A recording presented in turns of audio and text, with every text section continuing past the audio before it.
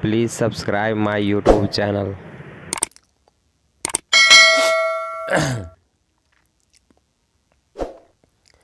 नमस्कार दोस्तों, आपका स्वागत है हमारे चैनल ट्री की शिक्षा में। दोस्तों, आज के इस वीडियो में मैं बिहार पुलिस से हिंदी में पूछे जाने वाले महत्वपूर्ण प्रश्न बताने वाला हूं, साथ ही साथ उस प्रश्न से जुड़े हुए तथ्यों को भी बताने वाला हूं। तो आप लोग इस वीडियो को अंत तक देखें, क्योंकि सारे प्रश्न एग्जाम के दृष्टिकोण से बहुत ही महत्वपूर्ण हैं। तो चलिए इस वीडियो को शुरू करते हैं। दोस्तों, इस वीडियो का पहला प्रश्न है, वर्णों का सार्थक समूह क्या कहलाता है? तो वर्णों का सार्थक समूह शब्द कहलाता है। वर्णों का सार्थक समूह क्या कहलाता है? तो option number B right answer होगा, शब्द। क्योंकि जब दो या दो से अधिक वर्ण आपस में मिलते हैं तो उसे क्या कहते हैं? शब्द कहते हैं। जैसे घ और र मिल जाएगा तो क्या बनेगा? घर। उसी प्रकार से कोई भी दो या दो से अधिक वर्ण को मिला देंगे तो शब्द बन जाएगा। तो इसका राइट आंसर होगा ऑप्शन नंबर बी। चलते हैं क्वेश्चन नंबर 2 की तरफ। क्वेश्चन नंबर 2 है, रामचरितमानस किसने लिखी है? तो रामचरितमानस के रचयिता तुलसीदास हैं। तो इसका राइट आंसर होगा ऑप्शन नंबर ए, तुलसीदास। और दोस्तों, अगर क्वेश्चन पूछा जाए महाभारत के लेखक कौन है? तो महर्षि वेदव्यास। महाभारत का हो जाएगा वेदव्यास। और रामायण के लेखक पूछा जाए तो ये होगा वाल्मीकि। तो यहाँ पे रामचरितमानस का पूछा गया है तो इसका राइट आंसर होगा ऑप्शन नंबर ए, तुलसीदास। चलते हैं क्वेश्चन नंबर 3 की तरफ। क्वेश्चन नंबर 3 है, गुरु का स्त्रीलिंग रूप बनाने वाला प्रत्यय कौन सा है? तो गुरु का स्त्रीलिंग रूप बनाने वाला प्रत्यय है आइन। Option number C right answer होगा। गुरु को स्त्रीलिंग बनाने वाला प्रत्यय है आइन, क्योंकि गुरु में आइन जुड़ने से गुरुआइन हो जाता है। क्या हो जाएगा? गुरु आइन। तो इसीलिए इसका राइट आंसर क्या होगा? इसका राइट आंसर होगा क्या होगा राइट आंसर? तो इसका राइट आंसर हो जाएगा आपका ऑप्शन नंबर सी। चलते हैं क्वेश्चन नंबर 4 के तरफ। क्या है? तो अ है एक स्वर वर्ण। Option number A right answer हो जाएगा, क्योंकि अ, आ, हर्षई, दीर्घई, हर्षऊ, दुर्गहु, री, ए, ऐ, ओ, औ कुल 11 स्वर वर्ण होते हैं। अगर आपसे क्वेश्चन पूछा जाए स्वर वर्ण की संख्या कितनी होती है? तो 11। और व्यंजन वर्ण की संख्या पूछी जाए कितनी होती है? तो 33। चलिए हम लोग चलते हैं क्वेश्चन नंबर 5 की तरफ। क्वेश्चन नंबर 5 है, सरस्वती सम्मान पुरस्कार किस क्षेत्र में विशेष कार्य के लिए दिया जाता है? तो सरस्वती सम्मान पुरस्कार जो है ये साहित्य के क्षेत्र में विशेष कार्य के लिए दिया जाता है। तो option number C right answer हो जाएगा, साहित्य। चलिए चलते हैं हम लोग क्वेश्चन नंबर 6 के तरफ। तो क्वेश्चन नंबर 6 है, आ बैल डैश अपूर्ण लोकोक्ति है, इसका सही अंश क्या होगा? अर्थात एक ये मुहावरा दिया गया है, इसका सही अर्थ क्या हो जाएगा? तो इस पूर्ण इसको करना है। आ बैल डैश, तो आ बैल देखिए खेत जोत, ऐसा कोई लोकोक्ति है नहीं। आ बैल चारा खा, ऐसा भी कोई लोकोक्ति नहीं है। आ बैल मुझे मार, हाँ बिल्कुल है। इसका right answer option number C हो जाएगा। चलते हैं क्वेश्चन नंबर 7 के तरफ। क्वेश्चन नंबर 7 है, निम्नलिखित में प्रश्नार्थक निपात कौन सा है? तो प्रश्नार्थक निपात कौन सा होगा? जिससे प्रश्न पूछे जाने का बोध होगा उसे ही क्या कहेंगे? प्रश्नार्थक निपात कहेंगे। जैसे ऑप्शन नंबर ए है जी नहीं, तो कोई प्रश्न तो पूछा नहीं जा रहा है। मत, इससे भी प्रश्न नहीं पूछा जा रहा है, ये निषेधात्मक हो गया। क्या से प्रश्न पूछा जा रहा है, इसलिए ऑप्शन नंबर सी इसका राइट आंसर होगा, क्योंकि प्रश्न पूछे जाने का बोध है, इसीलिए क्वेश्चन नंबर 7 का राइट आंसर होगा ऑप्शन नंबर सी, क्या। चलते हैं हम लोग क्वेश्चन नंबर 8 की तरफ। क्वेश्चन नंबर 8 है, भारतेंदु का सही संधि विच्छेद कौन सा है? तो भारतेंदु का सही संधि विच्छेद क्या होगा? तो भारत जोर इंदु। भारत जोर इंदु क्या होगा इसका सही संधि विच्छेद? ऑप्शन नंबर कितना में है? तो ऑप्शन नंबर डी में है, भारत जोर इंदु। तो यही हो जाएगा, क्योंकि अ और हर्षई के मिलने से ए बनता है, तो इसीलिए इसका राइट आंसर होगा ऑप्शन नंबर डी, भारतेंदु। चलते हैं हम लोग नेक्स्ट क्वेश्चन की तरफ। तो अगला क्वेश्चन है, सज्जन का विलोम शब्द क्या होगा? तो सज्जन का विलोम शब्द दुर्जन हो जाएगा। ये पूछा हुआ प्रश्न है दोस्तों 2012 में। चलते हैं हम लोग क्वेश्चन नंबर 10 के तरफ। क्वेश्चन नंबर 10 है, जातिवाचक संज्ञा से भाववाचक संज्ञा के निर्माण का सही उदाहरण क्या है? तो जातिवाचक संज्ञा से जब भाववाचक संज्ञा बनाते हैं ना, तो उसमें प्रत्यय लगाकर बनाया जाता है। तो इसमें आप देख सकते हैं यहाँ पर ए नंबर ऑप्शन में कोई प्रत्यय नहीं है। ऑप्शन नंबर बी में प्रत्यय है, घबराना से घबराहट बनाया गया है, इसीलिए आपका राइट आंसर हो जाएगा ऑप्शन नंबर बी, घबराना में आहट प्रत्यय जुड़ने से घबराहट बना हुआ है। चलते हैं क्वेश्चन नंबर 11 की तरफ। तो क्वेश्चन नंबर 11 है, लंबोदर में कौन सा समास है? तो लंबोदर में कौन सा समास है? तो देखते हैं दोस्तों, इसमें सभी समास का पहले डिफिनेशन समझते हैं। तत्पुरुष समास का मतलब होता है जिस समासिक शब्द का प्रथम पद प्रधान हो, अंतिम पद प्रधान हो, उसे तत्पुरुष समास कहते हैं। और बहुव्रीहि समास का मतलब होता है जो समासिक शब्द विशेष अर्थ को बताता है उसे बहुव्रीहि समास कहते हैं। तो यहाँ पर बिल्कुल राइट आंसर मिल जाएगा आपका ऑप्शन नंबर बी, क्योंकि लंबोदर का अर्थ होता है लंबा है उदर जिसका, अर्थात गणेश जी, इसीलिए विशेष अर्थ बताया गणेश को, इसीलिए इसका राइट आंसर क्या होगा, बहुव्रीहि समास। और दोस्तों ऑप्शन नंबर सी जो है अव्ययी भाव समास, जिसका प्रथम पद अव्यय होता है उसे अव्ययी भाव समास कहते हैं।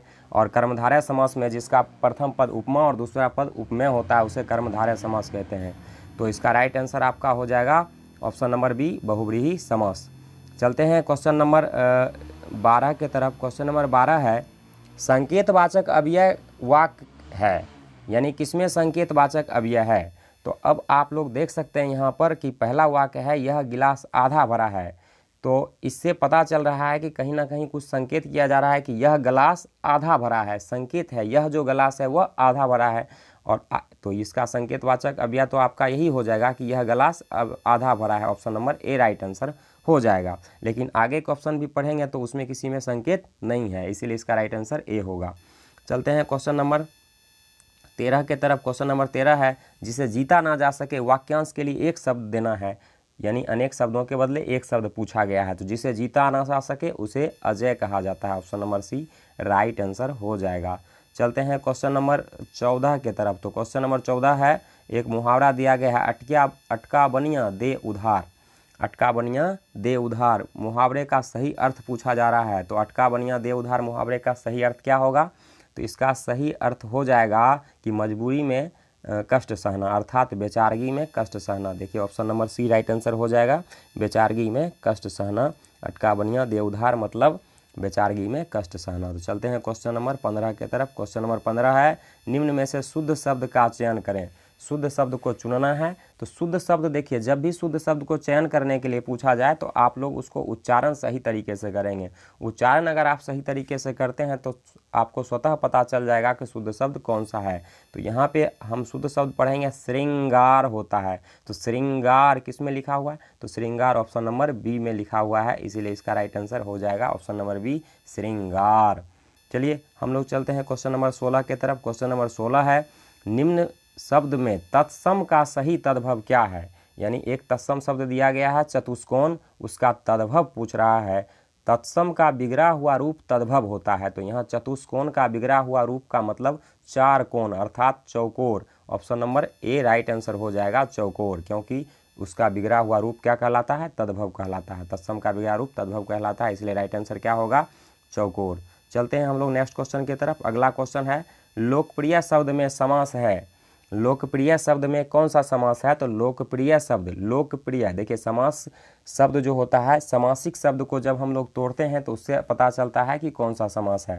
तो इसमें आपका जो ए नंबर ऑप्शन है वो है तत्पुरुष समास, जिसका अंतिम पद प्रधान होता है उसे तत्पुरुष समास कहते हैं। यहाँ लोकप्रिय को अगर आप पढ़ते हैं तो लोकप्रिय, लोक का प्रिय, अर्थात यहाँ पे कौन सा समास हो जाएगा, तत्पुरुष समास।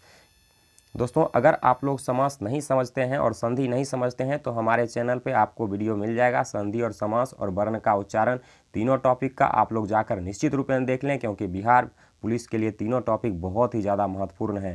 हिंदी में अगर आप इस तीनों टॉपिक को कंप्लीट रखते हैं तो आपके बिहार पुलिस में 3 अंक तो आसानी से मिल जाएंगे।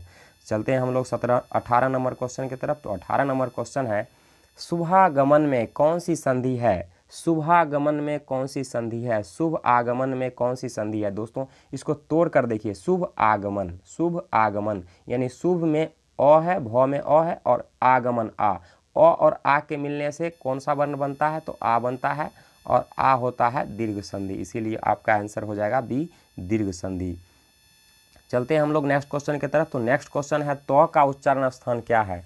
तो का उच्चारण स्थान, ये बहुत आसान सा क्वेश्चन है, हमारे YouTube चैनल पे भी आपको मिल जाएगा। उच्चारण, वर्णों का उच्चारण, तो आप उस वीडियो को जाकर देख लें। यहाँ पे देखते हैं तो का उच्चारण स्थान आपका आंसर तो हो जाएगा दंत, लेकिन कैसे उसको समझते हैं। देखिए आप आसानी से याद कर सकते हैं। व्यंजन वर्ण में क वर्ग होता है, च वर्ग होता है, ट वर्ग होता है, त वर्ग होता है और प वर्ग होता है। इस तरह से 5 वर्ग हैं। तो आप याद रखेंगे कंठ, तालु, मूर्धा, दंत, ओष्ठ, इसको भी लगातार से 5 याद रखेंगे आप। तो कंठ से आपका हो जाएगा क वर्ग का। तो अगर क वर्ग में किसी भी वर्ण का उच्चारण स्थान पूछा जाए तो आप बताएंगे कंठ से। और तालु से हो जाएगा आपका च वर्ग का। च वर्ग में से किसी भी वर्ण का उच्चारण स्थान पूछा जाए तो आप बताएंगे तालु से। मूर्धा से आपका हो जाएगा ट वर्ग का। ट वर्ग में से किसी भी वर्ण का उच्चारण स्थान पूछा जाए तो मूर्धा से। और दंत से हो जाएगा आपका त वर्ग का। तो त वर्ग का किसी भी वर्ण का उच्चारण स्थान पूछा जाए तो क्या आंसर होगा दंत। तो यहाँ पर त का पूछा गया है तो क्या आंसर हो जाएगा दंत। एक होता है दोस्तों ओष्ठ से। तो ओष्ठ से हो जाता है प वर्ग का। प वर्ग के किसी भी वर्ण का अगर पूछा जाए तो वो कहाँ से होगा, ओष्ठ से। तो याद रखिएगा इन सारे बातों को, क वर्ग, च वर्ग, ट वर्ग, त वर्ग और प वर्ग। तो क वर्ग का कंठ से, च वर्ग का तालु से और ट वर्ग का मूर्धा से और त वर्ग का दंत से और ओष्ठ से हो जाएगा प वर्ग का। चलते हैं हम लोग क्वेश्चन नंबर 20 के तरफ। क्वेश्चन नंबर 20 है भाषा के शुद्ध रूप का ज्ञान किससे होता है। तो भाषा के शुद्ध रूप का ज्ञान जो है ये व्याकरण से होता है। आप किसी भी भाषा को सीखते हैं तो भाषा को सीखने के लिए व्याकरण का ज्ञान आवश्यक है, इसीलिए इसका राइट आंसर होगा ऑप्शन नंबर बी, व्याकरण। तो आपको ये वीडियो कैसा लगा कमेंट में ज़रूर बताएं और साथ ही साथ इस वीडियो को अपने दोस्तों के साथ शेयर करें। एवं अगर आप इस चैनल पर नए हैं तो इस चैनल को सब्सक्राइब करें। मिलते हैं नए वीडियो में, तब तक के लिए धन्यवाद।